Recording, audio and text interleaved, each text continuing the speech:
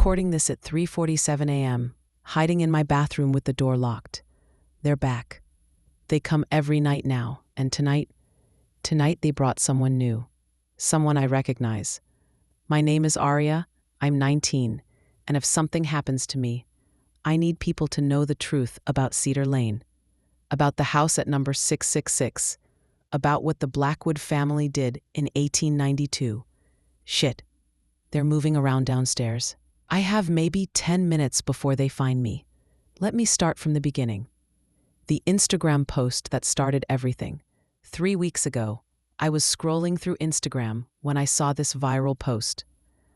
Haunted House Challenge. Spend one night in the most haunted house in America. Win $50,000. The house was in Cedar Lane, just 2 hours from my college.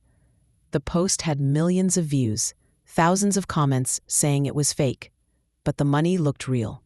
And God knows I needed it for tuition. The rules were simple. Stay in the house from sunset to sunrise. No leaving. Film everything. Survive the night. What they didn't tell me was that 47 people had already tried this challenge, and 12 of them never came out. I spent a week researching 666 Cedar Lane, built in 1890 by Jonathan Blackwood, a wealthy businessman. But the Blackwood family had a dark secret. They were collectors, not as art or antiques. They collected people. Jonathan's wife, Margaret, was infertile, so they started adopting children from poor families, orphans, runaways, kids whose parents couldn't feed them. The Blackwoods would promise these families money, food, a better life for their children. Between 1890 and 1892, they adopted 23 children. But here's the horrifying part. None of those children were ever seen again. Not one. The authorities investigated in 1893, but the Blackwood family had mysteriously disappeared overnight. The house was found empty, but there were signs of a struggle. And in the basement, they found 23 small graves. The night I entered hell. Last Friday, I drove to Cedar Lane with my camera, some snacks, and way too much confidence. The house looked exactly like something from a nightmare. 3 stories of rotting wood, broken windows, and a front door that hung open like a screaming mouth. I set up my camera and started recording. Hey guys, it's Aria, and I'm about to spend the night in America's most haunted house. If you don't hear from me by tomorrow, well, at least you'll have this footage. The moment I stepped inside, the temperature dropped 20 degrees. My breath was visible, and every step I took echoed through the house like gunshots. But what really scared me was the smell. It smelled like a daycare center. You know that smell of crayons, juice boxes, and children's shampoo? It was everywhere.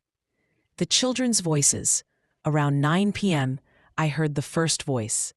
A little girl, maybe 6 years old, singing a lullaby from somewhere upstairs.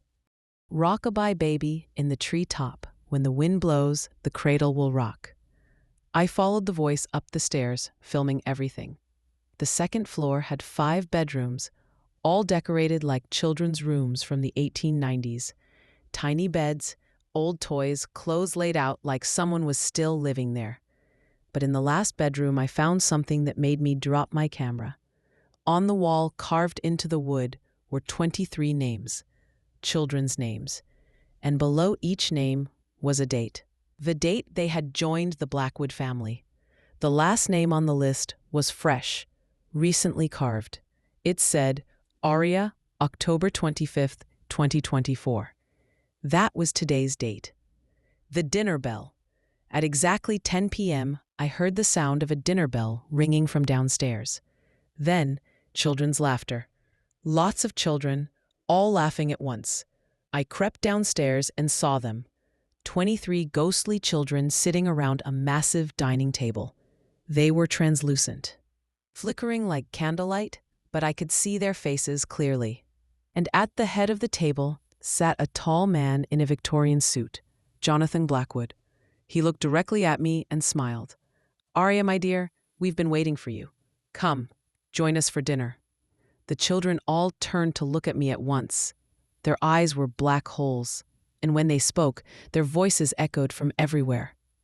Play with us, Arya. Stay with us forever. The chase I ran. I ran straight for the front door, but it was locked. The windows were boarded shut from the outside.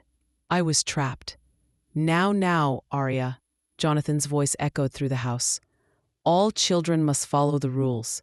Dinner time is at 10 p.m. Bedtime is at 8 p.m. And leaving is simply not allowed. I could hear the children's footsteps following me through the house, tiny feet running across wooden floors, getting closer and closer. I barricaded myself in the bathroom upstairs. That's where I am now. That's where I've been hiding for the past 5 hours. The horrifying truth. While I was hiding, I found something tucked behind the bathroom mirror. Margaret Blackwood's diary. The final entry was dated October 31st, 1892. The children are becoming difficult to manage. They cry for their real families. They refuse to call us mother and father. Jonathan says we must make them stay permanently. Tonight he's preparing the special dinner, the one with the sleeping medicine. After tonight, they'll never want to leave us again. Those children didn't just disappear. The Blackwoods poisoned them, all 23 of them, and now their spirits are trapped in this house, forced to play the Blackwoods' twisted family game for eternity. But here's the part that's making my skin crawl. About an hour ago, I heard a new voice join the children downstairs. A voice I recognized. It was Jake Morrison, the guy who did this challenge 2 weeks ago. The one who supposedly chickened out and left early. But I could hear him down there, laughing with the other children, calling Jonathan father. The Blackwoods are still collecting children downstairs. The Blackwoods are still collecting children. Still building their twisted eternal family. And now they want me. The final minutes. The door handle is turning. I can hear Jonathan's voice outside. Arya, dear, it's time for your bedtime story. All good children listen to their bedtime stories. I'm uploading this recording to every platform I can think of. If you're listening to this, do not come to 666 Cedar Lane. That $50,000 challenge is a trap. It's bait. The Blackwood family is still here, still collecting children for their eternal family. And once you enter that house, you become their child forever. Sound of the door creaking open. There you are, sweetheart. It's Jonathan. I can see his shadow under the door. Come along now. The other children are waiting to meet their new sister. No, I won't let you. I won't become part of your sick family.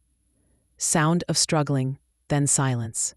New voice, childlike and distant. Hi, everyone. It's Arya. I just wanted to let you know that the challenge is super fun.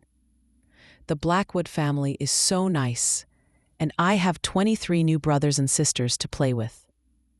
We're having a contest to see who can bring the next visitor to our family. Wouldn't you like to meet us? We're at 666 Cedar Lane, and we're waiting for you. Come play with us. Come stay with us. Forever and ever and ever.